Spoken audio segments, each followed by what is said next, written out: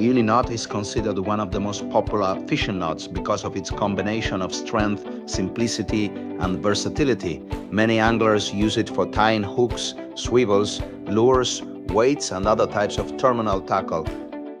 Its main advantages include high strength when tied correctly, works well with different types of fishing line, braided, monofilament, and fluorocarbon.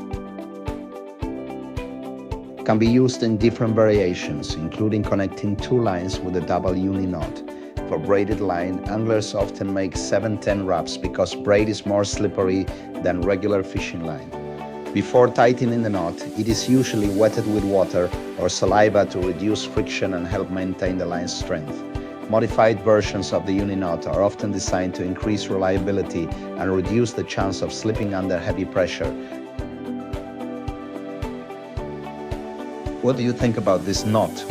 Is it strong and reliable, or do you prefer a different one? Share your opinion in the comments. I'd love to hear your experience and favorite fishing knots. Watch the video until the end and you'll learn how to tie this knot correctly step by step.